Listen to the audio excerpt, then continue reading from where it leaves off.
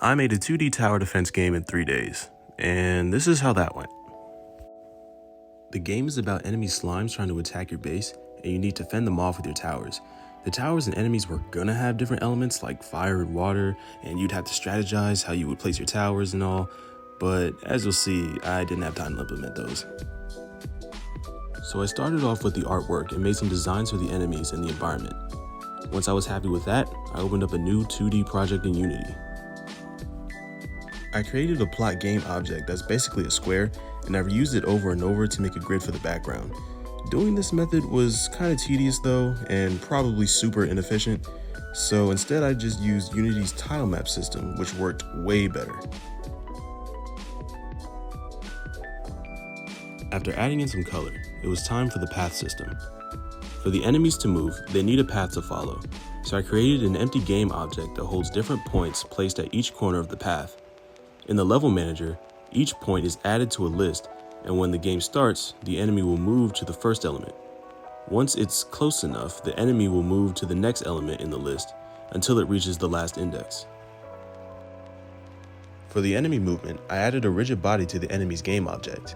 Then I calculated the direction by normalizing the enemy's position minus the target's position and set the rigid body velocity to the direction multiplied by the movement speed. The enemy spawner was pretty simple. I just had to create a timer loop that instantiated an enemy at a specified time interval. And now our enemies can move. Next up are the turrets. They work by using a circle collider, and when the enemies enter its range, the turret adds that enemy to a list of potential targets to attack.